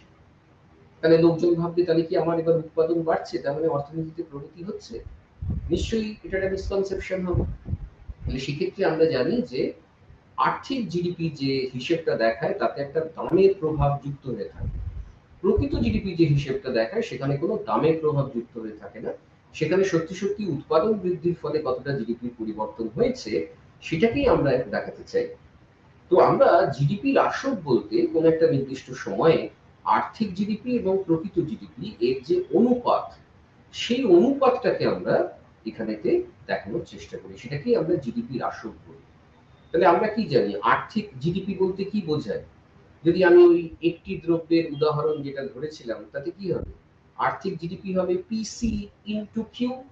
এটা আমি আগের স্লাইডে দেখিয়েছিলাম, আমি একটু স্লাইডটা পেছনে যাচ্ছি তাহলে বুঝতে সুবিধা হবে। এই যে আর্থিক জিডিপি মানে মানে কত, পিসি ইনটু কিউ, এই যে এখানে দেখানো হচ্ছে আর্থিক জিডিপি। আর প্রকৃত জিডিপি মানে কি, পিবি ইনটু কিউ। তাহলে আর্থিক জিডিপি বাই প্রকৃত জিডিপি যদি আমি করি তাহলে একটা ভগ্নাংশ পাওয়া যাবে যার লব হচ্ছে পিসি ইনটু কিউ আর হর হচ্ছে পিবি ইনটু কিউ। তাহলে কিউ কিউ ক্যান্সেল আউট করলে আমরা যেটা পাবো সেটা হচ্ছে পিসি বাই পিবি। তাহলে এই যে পিসি বাই পিবি এই কথাটার মানে কি? চলতি বছরের দাম বাই ভিত্তি বছরের দাম, অর্থাৎ ভিত্তি বছরের দামের সাপেক্ষে চলতি বছরের দাম কি হারে বেড়েছে। এটা কি আমরা সাধারণত বলি জিডিপি হ্রাসক। তাহলে জিডিপি হ্রাসক আসলে কি দেখায়? জিডিপি হ্রাসক দেখায় অর্থনীতিতে মুদ্রাস্ফীতি কি হারে ঘটছে, অর্থাৎ ভিত্তি বছরের তুলনায় চলতি বছরের দ্রব্য সামগ্রীর সাধারণ দাম স্তর কি হারে বেড়ে গেছে। আমরা এটাকে অনেক সময় 100 দিয়ে গুণ করে শতকরা হারেও প্রকাশ করে থাকি। তাহলে যদি কোনো দেশের জিডিপি হ্রাসকের মানটা আমি জানি আর আর্থিক জিডিপির মানটা আমার কাছে জানা থাকে, তাহলে আর্থিক জিডিপিকে জিডিপি হ্রাসক দিয়ে ভাগ করে দিলেই আমি প্রকৃত জিডিপির মান পেয়ে যাবো। জিডিপি হ্রাসকের এটা হচ্ছে মূল ভূমিকা। পরীক্ষায় প্রশ্ন দেওয়া হয় জিডিপি হ্রাসক কি এবং এর কাজ কি। জিডিপি হ্রাসক আসলে আর্থিক জিডিপি এবং প্রকৃত জিডিপির অনুপাতকে দেখায়, অর্থাৎ ভিত্তি বছরের সাপেক্ষে চলতি বছরের দাম কতটা পরিবর্তিত হয়েছে সেটা দেখায়, অর্থাৎ দেশের মুদ্রাস্ফীতির পরিস্থিতি বোঝার চেষ্টা করে এবং কোন দেশের আর্থিক জিডিপিকে জিডিপি হ্রাসক দিয়ে ভাগ করলে ওই দেশের প্রকৃত জিডিপি পাওয়া যায়। এর পরের যে জায়গাটাতে আমরা আসছি সেটা হচ্ছে জিএনপি থেকে এনএনপি নিট জাতীয় উৎপাদন কি করে পাওয়া যায়। আমরা সকলেই জানি যে যখন কোনো উৎপাদনের কাজ চলে তখন উৎপাদন ক্রিয়ায় যে সমস্ত বিভিন্ন যন্ত্রপাতি ব্যবহৃত হয় সেই যন্ত্রপাতিগুলির ক্ষয়ক্ষতি ঘটে। এই ক্ষয়ক্ষতি যদি আমি পূরণ করতে না পারি, তাদেরকে রিপ্লেস করতে না পারি, তাদেরকে সার্ভিস করতে না পারি, তাহলে কি হবে যে এই মেশিনগুলি আর পূর্বের উৎপাদনশীলতায় কাজ করতে পারবে না। তাহলে প্রত্যেক বছর ফার্মকে এই যে যন্ত্রপাতিগুলোর ক্ষয়ক্ষতি হয় তার পূরণ বাবদ একটা খরচ বহন করতে হয়। এটাকে আমরা বলি অবচয় ব্যয়। অপচয় নয়, অবচয়। মূলধনের ক্ষয়ক্ষতি বাবদ অবচয় ব্যয়। তাহলে আমাদের দেশে যে জিএনপি হয় সেই জিএনপি থেকে যদি আমরা এই মূলধনের ক্ষয়ক্ষতি পূরণ বাবদ অবচয় ব্যয়টিকে বাদ দিয়ে দিই, তাহলে কিন্তু আমরা ওই দেশের এনএনপি পাই, নেট ন্যাশনাল প্রোডাক্ট। অর্থাৎ জিএনপি মাইনাস এই মূলধনের ক্ষয়ক্ষতি পূরণ বাবদ অবচয় ব্যয়কে আমরা অনেক সময় বলি depreciation cost, depreciation cost of capital. তাহলে এই জিএনপি থেকে ডেপ্রিসিয়েশন কস্ট অফ ক্যাপিটাল বাদ দিলে এনএনপি পাওয়া যায়। কিন্তু আমরা যখন জিএনপির কথা বলি, জিএনপির ডেফিনিশনে কি আছে? এই অর্থমূল্য। অর্থমূল্যটায় আমরা বাজারে যে দাম যাচ্ছে সেটা চলতি বছর হোক বা ভিত্তি বছর হোক এটা পাই। তাহলে আমরা জিএনপি থেকে যখন অবচয় বাবদ ব্যয় বাদ দিই তখন যে এনএনপিটা পাই সেই এনএনপিটাকে বলা হয় এনএনপি অ্যাট মার্কেট প্রাইস, অর্থাৎ বাজার মূল্যে এনএনপি কত। কারণ জিএনপিটা বাজার মূল্যে গণনা করা হয়, তো এনএনপিটাও বাজার মূল্যেই গণনা করা হয়। কিন্তু আমরা সবাই কি জানি, কোন একটি দ্রব্যের বাজার মূল্যের ক্ষেত্রে সেখানেতে অনেক সময় পরোক্ষ বাণিজ্য করও থাকে, আবার তার সাথে ভর্তুকিও থাকে। আমি একটা উদাহরণ দিই বিষয়টি বুঝতে সুবিধা হবে। ধরে নেওয়া যাক আমি একটি বিশেষ প্রোডাক্ট তৈরি করলাম, যে প্রোডাক্টটি তৈরি করতে গিয়ে আমাকে মূলধনকে পয়সা দিতে হয়েছে, মূলধনের মালিক আমায় মূলধন ভাড়া দিয়েছিলেন, শ্রমিকরা শ্রম দিয়েছিল, পয়সা দিতে হয়েছে। এরকম করে করে আমার যে উৎপাদন ব্যয়, উৎপাদনের যে খরচ, সেটা ধরে নেওয়া যাক 10 টাকা হয়েছে। আমি ওই 10 টাকার মধ্যে আমার প্রফিটের একটু পোর্শনও রেখেছি, কারণ আমি তো পুরো উদ্যোগ নিয়েছি। আমার উদ্যোগটার যে একটা পার্ট আমি সেটাও যোগ করে বলছি যে আমি প্রোডাক্টটার যে উপকরণ ব্যয় সেটা হচ্ছে 100 টাকা, এই 10 টাকা। এবার এই 10 টাকাকে যখন আমি বাজারেতে বিক্রি করতে যাচ্ছি প্রোডাক্ট, তখন ধরে নেওয়া যাক যে সরকারি নিয়ম অনুসারে এর উপর একটি পরোক্ষ কর চাপানো হয়, কোনো বিক্রয় কর জাতীয় কোনো কর চাপানো হয় এবং ধরে নেওয়া যায় প্রতি 10 টাকায় হয়তো এই পরোক্ষ কর 2 টাকা করে চাপানো হয়। তাহলে আমি যখন এই প্রোডাক্টটা বাজারে বিক্রি করতে যাব তখন 10 টাকার উপর 2 টাকা কর চাপলে এই প্রোডাক্টটার দাম দাঁড়াবে 12 টাকা। এবার এই 12 টাকা যে দাম হলো, এই দামটা যদি এখন সরকার অনেক ক্ষেত্রে মনে করেন যে যারা সমাজের অপেক্ষাকৃত গরিব শ্রেণীর মানুষ তাদের পক্ষে এই দামে কেনা সম্ভব নয়, সরকার তখন বলতে পারেন যে আমি এর উপর 5 টাকা ভর্তুকি দেবো। মানে যিনি গরিব তাকে গরিব প্রমাণ করতে হবে কোনো একটি কার্ডের মাধ্যমে বা ইত্যাদিতে, এবং তার ফলে তিনি এই প্রোডাক্টটি 5 টাকা সস্তায় পাবেন। তাহলে এখানে সরকার 5 টাকা ভর্তুকি দিল। তাহলে সেই সঙ্গে যে বাজার দামটা দাঁড়ালো সেই দামটা কত? 7 টাকা। তাই না? 12 টাকার প্রোডাক্ট 5 টাকা ভর্তুকি দিলে 7 টাকায় পাওয়া যাচ্ছে। তাহলে এই ক্ষেত্রে বাজার মূল্য হচ্ছে 7 টাকা এবং আমরা যেটা পাই যে যেটা উৎপাদন ব্যয় সেই উৎপাদন ব্যয়টা হচ্ছে কিন্তু 10 টাকা। তাহলে আমরা যে বাজার মূল্যে এনএনপি পাচ্ছি, বাজার মূল্যে এনএনপি কত? 7 টাকা। সেখান থেকে সেই যে পার্টটা আছে, সেখান থেকে যদি আমরা প্রত্যক্ষ বাণিজ্য করটা বাদ দিয়ে দিই, প্রত্যক্ষ বাণিজ্য কর এখানে সেলস ট্যাক্স কত ছিল? 2 টাকা। তাহলে 7 টাকা থেকে 2 টাকা বাদ দিলে কত থাকে? 5 টাকা। তার সাথে যদি ভর্তুকি যোগ করি, সরকার কত টাকা ভর্তুকি দিয়েছে? 5 টাকা। তাহলে 5 প্লাস 5 করলে টোটাল কত হয়? 10 টাকা। 10 টাকাই তো আমার উৎপাদন মূল্য ছিল, তাই না? তাহলে উৎপাদন মূল্যের মধ্যে এই বাণিজ্য কর, পরোক্ষ বাণিজ্য কর এবং ভর্তুকি ঢুকে থাকে। তা এই বাজার মূল্যে এনএনপি থেকে পরোক্ষ বাণিজ্য কর বাদ দিলে এবং ভর্তুকির পরিমাণ যোগ করলে আমরা উৎপাদন ব্যয়ে এনএনপি পাই। আর এই যে উৎপাদন ব্যয়ে এনএনপি পাই, সেটাই হচ্ছে কোনো দেশের জাতীয় আয়। কারণ জাতীয় আয়ের আয় সমানি পদ্ধতি গণনার সময় আমরা দেখব পরের দিন ক্লাসে যে বিভিন্ন উৎপাদনের উপকরণগুলি উৎপাদন কাজে যখন যুক্ত থাকেন, তারা যে সমস্ত মোট আয় করেন, মজুরি আয়, সুদ বাবদ আয়, খাজনা বাবদ আয়, মুনাফা বাবদ আয়, এসব যোগ করে কিন্তু আমরা ফাইনালি কোনো একটি দেশের জাতীয় আয় পাই। তাহলে এই সময় এই সম্পর্কটা অনেক সময় জিজ্ঞেস করে, তুমি কি করে জিএনপি থেকে জাতীয় আয় পাবে? এখানে আমি দেখিয়েছি জিএনপি থেকে কি করে এনএনপি তে এলাম। সেই এনএনপি টা হচ্ছে মার্কেট প্রাইসে, অর্থাৎ বাজার দরে। সেখান থেকে কি অ্যাডজাস্টমেন্ট করে এই এনএনপি টা আমি পাচ্ছি উৎপাদন ব্যয়, এবং উৎপাদন ব্যয় এনএনপি বলতেই আমরা জাতীয় আয় বুঝি। এরপরে একটি গুরুত্বপূর্ণ বিষয় আমাদের বোঝা দরকার, সেটা হচ্ছে ব্যক্তিগত আয় এবং ব্যক্তিগত খরচযোগ্য আয়। তো আমরা অনেক সময় উৎপাদনমূলক কাজে যুক্ত থেকে অথবা না থেকে, আমরা জানি অর্জিত আয় হতে পারে, প্রাপ্য আয় হতে পারে। তো আমি উৎপাদনের কাজে যুক্ত থেকেও কিছু উপার্জন করতে পারি, আবার উৎপাদনের কাছে যুক্ত না থেকেও কিছু উপার্জন করতে পারি। যেটা উৎপাদনের কাছে যুক্ত থেকে উপার্জন করেছি সেটা আমার শুধু অর্জিত আয়, মানে আমার ব্যক্তিগত আয় তাই নয়, সেটা জাতীয় আয়েরও অংশ। কিন্তু যেটা উৎপাদনের কাছে যুক্ত থেকে আয় করিনি, সেটা কিন্তু আমার ব্যক্তিগত আয়, জাতীয় আয়ের অংশ নয়। এক্ষেত্রে আরেকটা বিষয়ও আমরা বলতে পারি, যেটাকে অনেক সময় বলে মূলধনী লাভ। আমরা অনেক সময় দেখি কোন একটি শেয়ার কোন একটি দামে কিনে অপর একটি দামে বেচে দেওয়া হলো, কোন একটি বাড়ি কোন একটি দামে কিনে বা একটি জমি একটি দামে কিনে অপর একটি দামে বেচে দেওয়া হলো। তাহলে যে দামে কেনা হয়েছিল এবং যে দামে বেচা হলো তার মধ্যে একটা পার্থক্য আছে। বেচা দামটা একটু বেশি কেনা দামের থেকে। ওই যে ডিফারেন্সটা, সেটাকে আমরা বলি মূলধনী লাভ। এই মূলধনী লাভ কিন্তু ব্যক্তিগত আয়ের অংশ, জাতীয় আয়ের অংশ নয়। এই যে হস্তান্তর আয়, যে আমি কোনো উৎপাদনমূলক কাজে অংশগ্রহণ না করেও কিছু অর্থ উপার্জন করে ফেললাম, এই বাবদ যে আয়, সেইটা কিন্তু পেনশন আয়, ভিখারির আয় উদাহরণ বলছিলাম, সেগুলোও কিন্তু আমার ব্যক্তিগত আয়, জাতীয় আয়ের অংশ নয়। তো যাই হোক, ব্যক্তিগত আয় আমি যেভাবেই পাই না কেন, এই ব্যক্তিগত আয়ের সবটাই খরচযোগ্য নয়। কারণ ব্যক্তিগত আয় পাওয়ার পর প্রথমেই তার সেটা থেকে কিছু অংশ সরকারকে কর বাবদ প্রদান করতে হয়, এবং অনেক সময় আমার কিছু ফিক্সড মানে কমিটমেন্ট ওয়াইজ পেমেন্টও থাকে, সেটাও আমাকে বাদ দিতে হয়। তাহলে এই ব্যক্তিগত আয় থেকে ট্যাক্স বাবদ যে আয়, সেটা বাদ দেওয়ার পর আমার হাতে যে অংশটা পড়ে রইল, সেটাই আমার ব্যক্তিগত খরচযোগ্য আয়।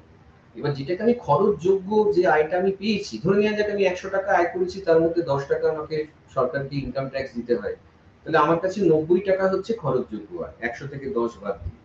এবার এই 90 টাকা খরচযোগ্য, কিন্তু প্রত্যেক মানুষই কি চান? কিছু অর্থ সঞ্চয় করে রাখতে ভবিষ্যতের বিপদকালীন পরিস্থিতি মোকাবিলার কারণে, বা পেনশন যখন তিনি রিটায়ার করবেন, সবার তো পেনশন থাকে না, সঞ্চয়ের টাকাতেও তাকে হয়তো সংসার চালাতে হবে।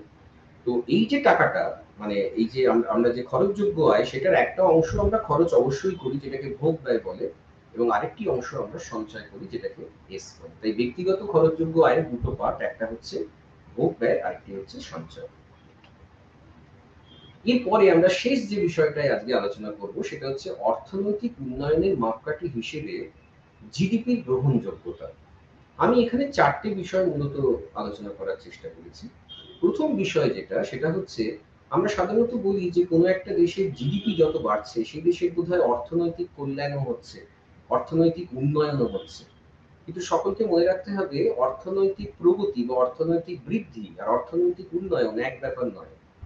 অর্থনৈতিক বৃদ্ধি বলতে আমরা প্রকৃত জিডিপির সময়ের সাথে বৃদ্ধিকে বোঝাই।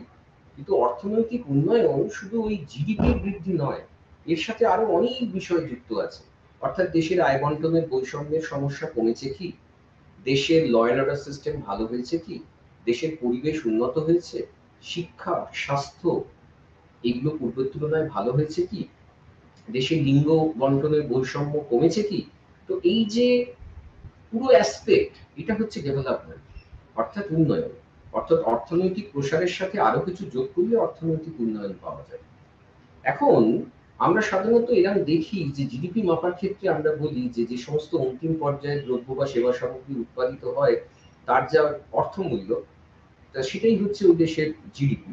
তো অর্থমূল্য করতে গেলে সেটাকে তো বাজারজাত হতে হবে, বাজারে আসলে তার অর্থমূল্য মাপা হয়। কিন্তু এমন অনেক উৎপাদিত দ্রব্য তৈরি হয় দেশে যেগুলো বাজারজাত হয় না।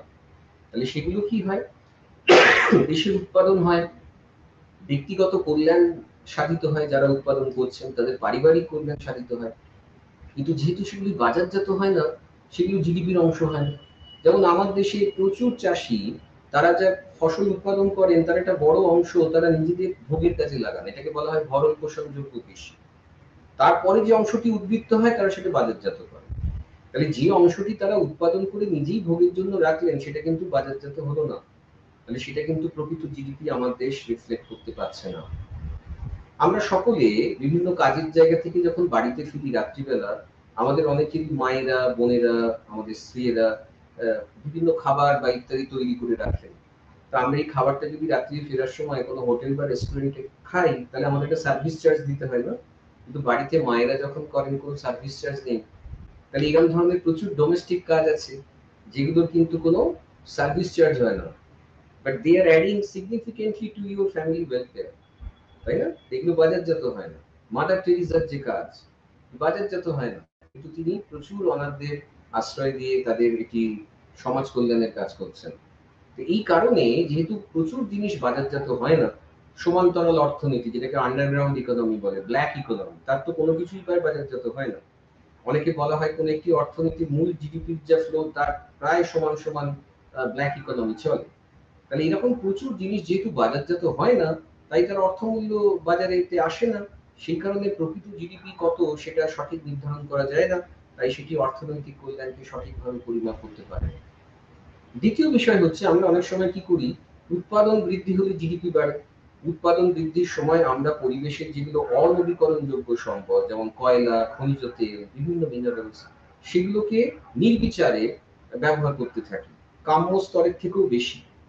এবং বিভিন্ন রকমের দূষণ তৈরি হয়, এই স্টিল কারখানা থেকে যে ধোঁয়া বেরোচ্ছে ইত্যাদি ইত্যাদি। তো এই সবগুলোর কারণে কি হয়, পরিবেশের যে বাস্তুতন্ত্র সেটা বিনষ্ট হয়।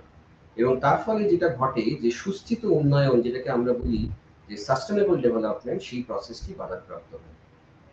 তৃতীয় যে বিষয়টি, অর্থনৈতিকতে জিডিপি বাড়ছে বটে, আয় বাড়ছে, উৎপাদন বাড়ছে, কিন্তু বন্টনে বৈষম্য আছে কি? এরকম পৃথিবীর প্রচুর দেশ আছে মধ্যপ্রাচ্যে যেখানে মাথাপিছু আয় দেশগুলির অনেক বেশি, কিন্তু দেশের আয় এবং সম্পদের বন্টনে বৈষম্যের তীব্র বৈষম্য রয়েছে। তো সেই দেশগুলোতে কিন্তু জিডিপি বাড়লেও অর্থনৈতিক উন্নয়ন হয়েছে এমনটা আমরা বলতে পারি না। আর সবশেষে বর্ধিত জিডিপি কোন খাতে ব্যবহৃত হচ্ছে সেটাও খুব গুরুত্বপূর্ণ। অর্থাৎ আমি যে জিডিপিটা সেটা শিক্ষা, স্বাস্থ্যে ব্যবহার করছি নাকি সেটা সমর, মানে সমরের কাজে, মানে ওয়ারের কাজে ব্যবহার করছি, সেটার উপরও কিন্তু নির্ভর করছে আমার দেশের উন্নয়নের মাত্রা কিরকম। আমি বেশ কিছু প্রশ্ন এখানে স্লাইডে রেখেছি যে আজকের আলোচনাটা আমি করলাম, সেই আলোচনা থেকে আমরা যে বিভিন্ন রকমের প্রশ্ন আশা করতে পারি সেগুলো আমি এখানে স্লাইডে দিয়েছি। আমি সকলকে অনুরোধ করব এই প্রশ্নগুলো দেখার, এই প্রশ্নগুলো আমার বক্তব্য এবং বই থেকে পড়ে এগুলোর উত্তর তৈরি করার, কারণ এই ধরনের প্রশ্ন আগামী দিনে পরীক্ষায় আসার কথা। এবং সবশেষে সকলকে আবার ধন্যবাদ জানাই আমাদের ইগনু কলকাতা রিজিওনাল সেন্টার থেকে। আজকের ক্লাস এইটুকুই ছিল, আশা করি সকলের ভালো লেগেছে এবং আগামী দিন ক্লাসে আমরা এই ব্লকেরই পরবর্তী যে অংশ সেটা নিয়ে আলোচনা করব।